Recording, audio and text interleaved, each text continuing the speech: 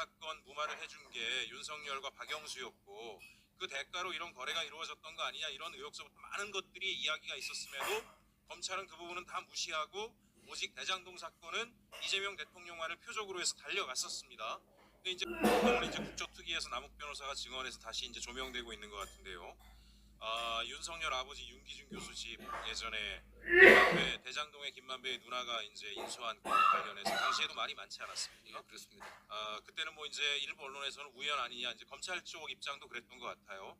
근데 여러 가지 의혹들이 여러 채널을 통해서 당시에도 있었습니다. 이거 우연이라고 보기가 참 힘들다. 예, 그렇습니다. 그래서 어찌 보면 당시에 보게 되면 그 대장동 대출 브로커였던 조호영 씨가 2011년에 부산저축은행 비리 사건 무마를 해준 게 윤석열과 박영수였고 그 대가로 이런 거래가 이루어졌던 거 아니냐 이런 의혹서부터 많은 것들이 이야기가 있었음에도 검찰은 그 부분은 다 무시하고 오직 대장동 사건은 이재명 대통령만을 표적으로 해서 달려갔었습니다.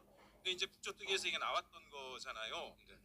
그 당시에 김만배 누나가 무슨 돈으로 그걸 샀느냐에 대해서 그거는 김만배의 화천대유 돈이다 이런 이야기들도 있었고 증언들도 일부 유튜브 채널이나 영상을 통해서 나왔던 바도 있었습니다. 예. 어쨌든 검찰은 이런 것들을 다 무시하고 오직 이재명 대표 한 사람만을 표적으로 해서 달려왔는데요.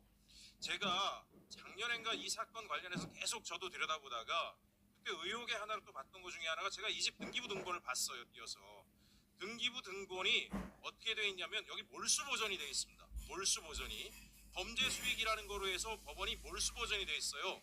그러면 이거는 대장동 자금이다라고 법원이 본 게 아닌가라는 의심이 들었고 그러면 결국 이 돈이 김만배 누나의 개인적인 돈이 아니라 대장동 화천대유의 돈이 김만배 누나를 통해서 건너갔다라고 하는 것이 되는 것이고 윤석열이 대장동 사건에 깊숙하게 연루돼 있다라고 하는 하나의 증거가 되는 것인데 이런 것들이 왜 검찰이 모를 리가 없었는데 다 무시하고 이렇게 진행돼 왔을까? 그러는 차에 마침 지금 남욱 변호사가 박영수가 다리를 놔서 거래가 이루어진 거다라고 하는 이야기가 나오지 않았습니까? 그래서 장관이 오늘 마침 이제 부패재산 몰수부터 해서 여러 가지 법안들이 되는데 저는 이 사건을 다시 들여다봐야 된다는 생각을 합니다.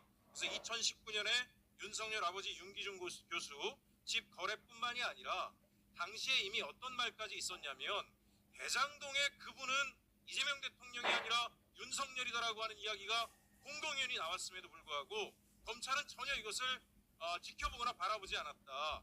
시청자 여러분의 구독과 좋아요는 영상 제작에 큰 도움이 됩니다.